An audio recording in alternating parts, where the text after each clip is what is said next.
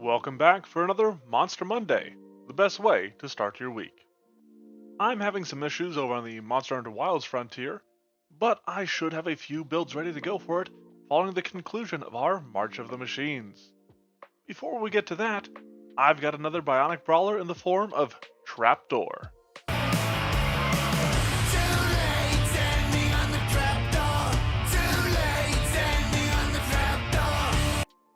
This towering techno terror is illustrated by Archer's Arts, who you can find linked in the description, and will be my last Mechamorph until the proper release of Starfinder 2nd Edition. I'm not giving up on these things, but I understand why folks aren't terribly interested in them right now. In regards to Trapdoor specifically, while his theming is far more subtle, he does have a bit of a spider style going on, much like his partner in crime, Silk Road, who I posted last week. In addition to his name referencing Trapdoor spiders, this burly bot has an 8-wheeled alt mode in place of 8 legs, and features a series of lenses in a tiny reference to the multiple eyes of a spider. The grander design of Trapdoor is as a snare and trap maker, who primarily uses these in combat, and the release of the NPC core actually helped quite a bit in that department. As the larger and stronger of the duo, though a far simpler combatant, Trapdoor uses a level of 8, and is, for the last time for a while, a creature with the Mechamorph, robot, and tech traits.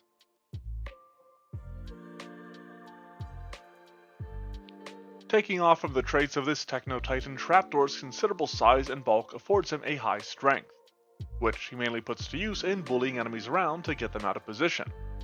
He also uses a constitution and intelligence between moderate and high, since he is sturdy but smart, though much of that intellect is focused on the making of traps. His remaining scores are low, as he's kind of cumbersome and sometimes a little too focused on his fascinations. In fact, he's normally only low on perception, unless that happens to involve traps or snares, at which point he has a high perception. This whole concept carries on in his skills, where we have an extreme crafting and trap lore skill, with his high skill being athletics, which he uses to literally hurl enemies into his snares when they aren't polite enough to step on them themselves. Computers in theory may play a bit into traps, so TD also has those at moderate, whereas his deception and piloting are merely low, and mainly related to his alt mode, which is a bit clunky.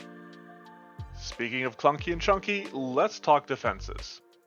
Trapdoor here is a big target and is low on dexterity, which means he uses only a moderate armor class. This makes him a fairly easy target, but that is kind of his preference, that foes focus on him rather than Silk Road. His high hit points means that he can take the beating that this moderate armor class will give him, especially since he also has a low amount of blanket physical resistance based on his armored alt mode. Keeping that in mind, and given his constitution, he uses a high fortitude save to withstand any attempts to throw him out of position. While his dexterity and wisdom share the same value, he uses a moderate will save, being a touch more mentally resilient, but only has a low reflex save, based on him, once more, being a bit burlier and slower, which is specifically based on his whole concept of being this more plodding sort of individual. That leaves us with Trapdoor's attacks, and these are honestly super simple. My original intent that Trapdoor only really had a melee strike at his disposal, which took the form of a moderate bonus to his fist strike. This strike is modified by the agile trait, but while not the most accurate of blows, Trapdoor's sheer strength means that this deals high damage. He's able to dish out damage in droves, but might struggle to strike slightly. However, after talking with my players in the Monster Mash, I was convinced to give him a ranged strike in the form of the mines from his vehicle mode, which he can launch with a lower attack bonus. This bonus is compensated with both this strike being ranged, and it having an average damage of extreme, but with a much lower threshold, because there's always a chance of rolling 4 ones and dealing a total of 8 damage. On the other hand, a miss without being a critical miss gives him 4 damage from the splash of this effect, so the damage of it is extremely variable.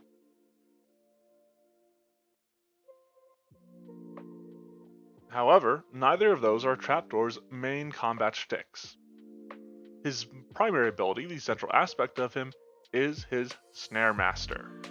This is a passive ability that determines the natures of Trapdoor snares, their areas, how many he can repair, and the extreme DC that they all share, based on the idea of Trapdoor being exemplary in his field. This is one of those classic, essential but kinda boring abilities that helps the rest of the build function as it does.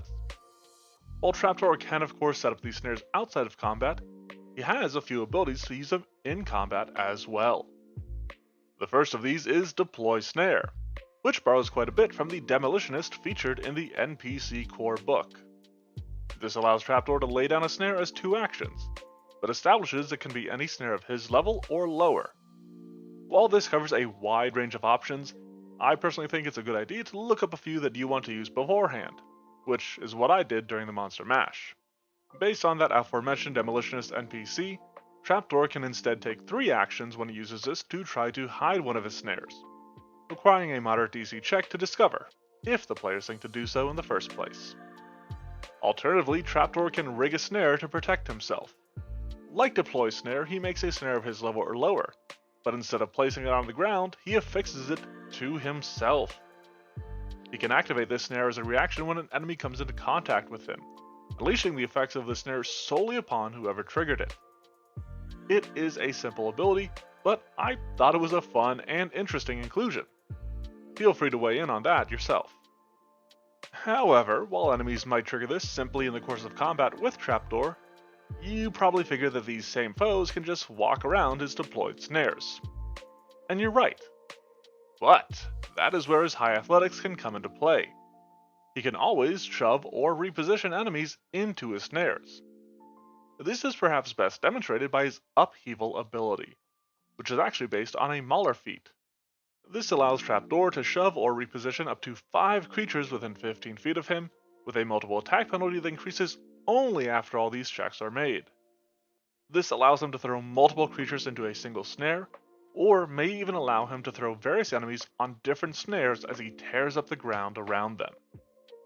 On the topic of tearing up terra firma, Trapdoor has an ability inspired by and named for a classic Transformer, Rumble. Get ready to crumble before rumble! This is an emanation that features a high DC reflex save and deals unlimited use area damage, because it also has a chance of knocking enemies prone. And when you couple that with Silk Road's web strikes immobilizing enemy, things can get pretty sticky pretty quickly.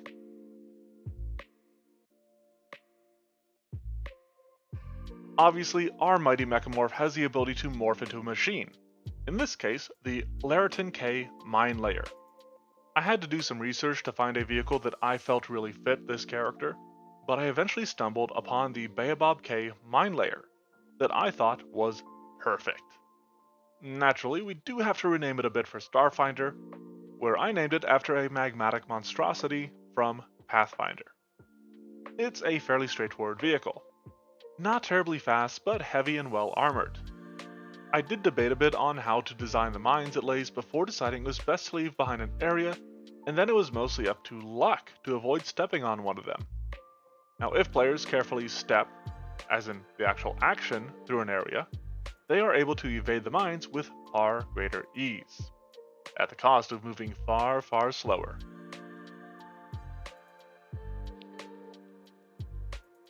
With all that said, we have managed to machine my last Mechamorph, at least for the moment. A towering titan of technology, this tough trapper tangles targets in tricks and trammels, tempting them to trespass in his territory. With this, Silk Road and Trapdoor have both been released. The pair are intended to play off of each other a bit, but Trapdoor isn't really the sort to get into a fight without her. He's a character who benefits greatly from a home field advantage. Even in the Monster Mash, I started him out with setting up snares before the battle began to catch enemies in. When he is with Silk Road, Trapdoor readily takes the brunt of the enemy, doing what he can to keep them from closing in on his already elusive ally. My builds for Monster Hunter Wilds are just around the corner. Before we get into them, let me know what you think of this machine and what other creatures you'd like to see in a comment. If you like what you see on the channel and want to see more, check out the Monster Monday blog, which is linked below along with the Twitter and Discord. Thanks for watching and have a monstrous Monday. Amazing. A booby trap that actually catches boobies.